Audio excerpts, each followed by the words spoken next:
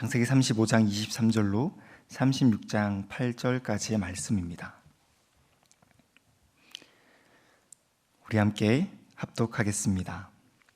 레아의 아들들은 야곱의 장자 루벤과 그 다음 시므온과 레위와 유다와 이사갈과 스불론이요, 라헬의 아들들은 요셉과 베냐민이며 라헬의 여종 비라의 아들들은 단과 납달리요, 레아의 여종 실바의 아들들은 갓과 아셀이니 이들은 야곱의 아들들이요 밧단 아람에게서 그에게서 낳은 자더라.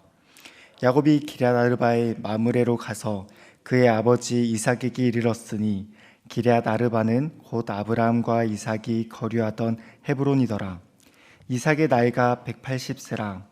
이삭이 나이가 많고 늙어 기운이 다함에 죽어 자기 열조에게로 돌아가니 그의 아들 에서와 야곱이 그를 장사하였더라. 에서 곧 에돔의 족보는 이러하니라. 에서가 가나안 여인 중 해족 속 엘론의 딸 아다와 히위 족속 시브온의 딸인 아나의 딸 오홀리바마를 자기 아내로 맞이하고 또 이스마엘의 딸 느바요의 누이 바스맛을 맞이하였더니 아다는 엘리바스를 에서에게 낳았고 바스맛은 루엘을 낳았고 오홀리바마는 여우스와 얄람과 고라를 낳았으니 이들은 에서의 아들들이요 가나안 땅에서 그에게 태어난 자들이더라. 에서가 자기 아내들과 자기 자녀들과 자기 집의 모든 사람과 자기의 가축과 자기의 모든 짐승과 자기가 가나안 땅에서 모은 모든 재물을 이끌고 그의 동생 야곱을 떠나 다른 곳으로 갔으니 두 사람의 소유가 풍부하여 함께 거주할 수 없음이러라. 그들이 거주하는 땅이 그들의 가축으로 말미암아 그들을 용납할 수 없었더라. 이에 에서 곧 에돔이 세일산에 거주하니라. 아멘. 죽음 앞에서라는 제목으로 함께 말씀을 나누고자 합니다. 죽음은 인생의 빨간불과 같습니다. 앞을 보고 달리던 인생이 잠깐 멈추어 설 때가 있다면 바로 죽음 앞에서일 것입니다. 이청준 소설을 원작으로 한 축제라는 영화가 있습니다. 그 영화는 갈등과 소란으로 살아온 가족이 어머니의 장례를 통해 서로 화해하고 갈등을 풀어내는 이야기를 담고 있습니다. 죽음이 그들을 잠깐 멈추어 세운 것입니다. 오늘 우리가 읽은 본문도 죽음 앞에서 우리를 멈춰 세웁니다. 이삭의 죽음을 통해서 말입니다. 이삭의 죽음은 본문에서 독특한 곳에 있습니다. 생명과 약속을 말하는 족보 사이에 이삭의 죽음이 기록된 것입니다. 위로는 야곱의 족보가, 아래로는 에서의 족보가 있는데 그 중심에 이삭의 죽음이 위치하고 있습니다.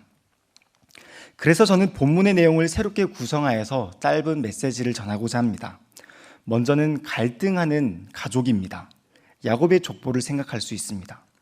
두 번째로는 갈등하는 형제입니다. 에서와 야곱을 가리킵니다. 그들은 풍부한 소유 때문에 함께 할 수 없게 됩니다. 그리고 마지막으로 죽음 앞에서 멈춘 갈등입니다. 이삭의 죽음 앞에서 에서와 야곱이 아주 잠깐이지만 갈등을 멈춥니다.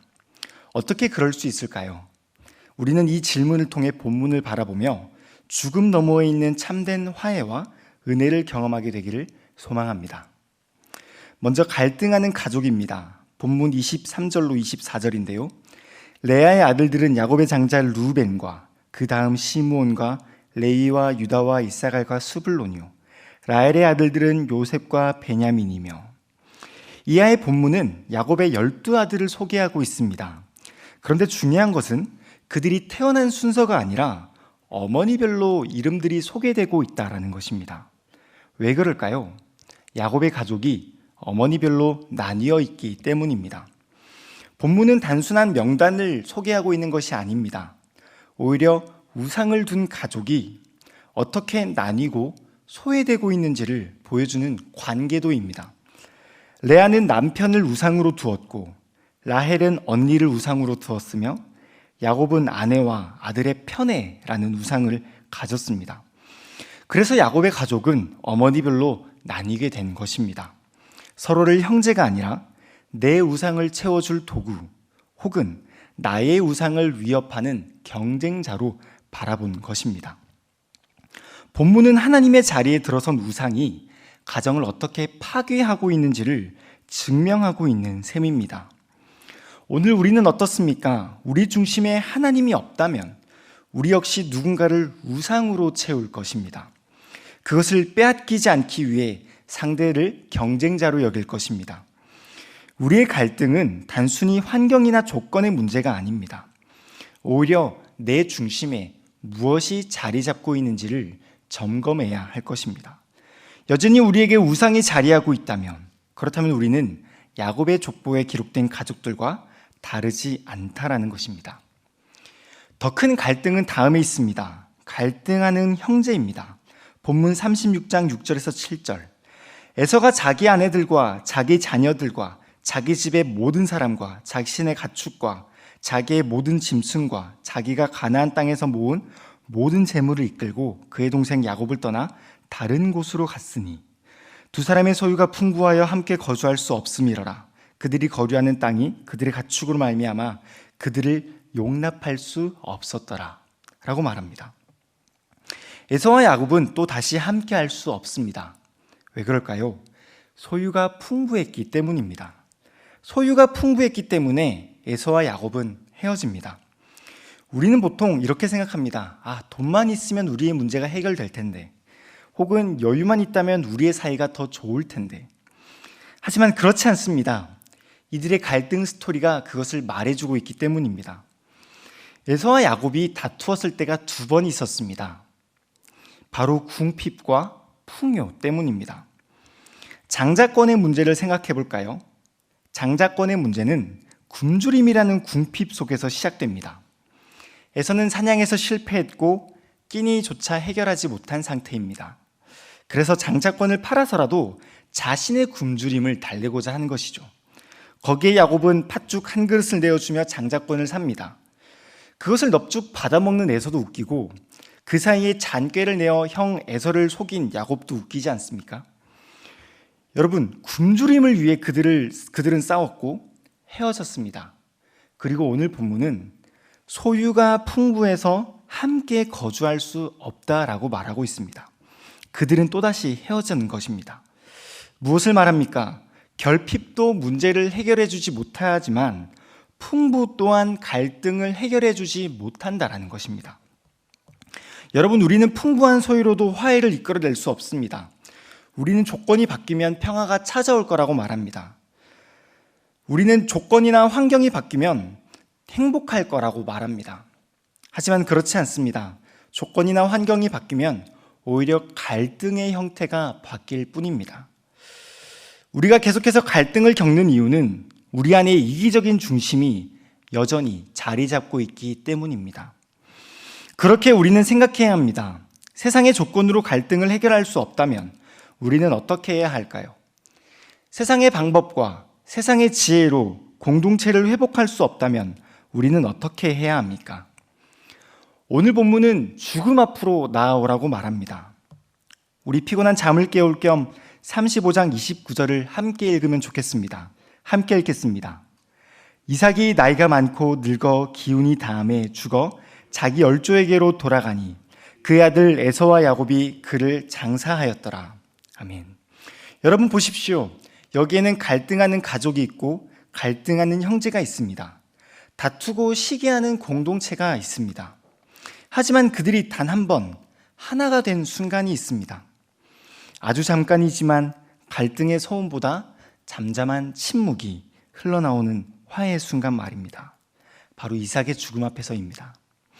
여기에는 앞다투던 형제들의 모습도 기세등등한 에서의 분노도 잔꾀를 부리던 야곱의 속셈도 없습니다. 그의 아들 에서와 야곱이 그를 장사하였더라. 아주 잠깐이지만 이삭의 죽음 앞에서 그들이 함께 서 있습니다. 왜 그렇습니까?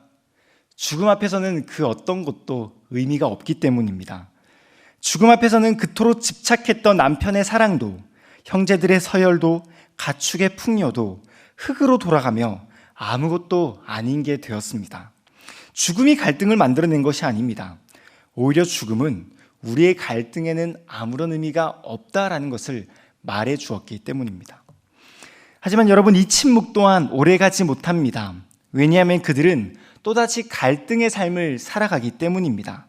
성경에는 에서의 후손과 야곱의 후손이 전쟁한 역사를 보여줍니다. 에돔과 이스라엘의 전쟁을 말합니다. 오바댜서를 보면 알 수 있습니다.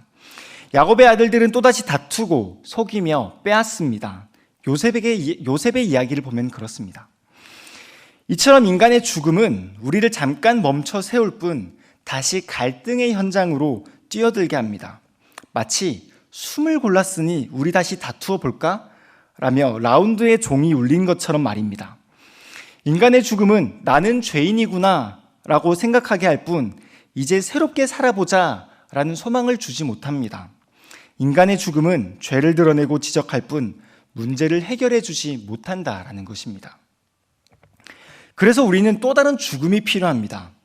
잠깐 멈추어 화해를 보는 죽음이 아니라 영원한 화해를 가져다 주는 죽음 말입니다. 바로 예수 그리스도의 죽음입니다. 이삭의 죽음이 형제들을 아주 잠깐 멈춰 세웠다면 예수님의 죽음은 우리를 하나님 앞에서 영원히 멈추게 합니다. 예수님은 하나님과 영원한 갈등과 분열을 겪었던 우리를 하나님 앞에 서게 하였고 교회로 하나 되게 하였습니다.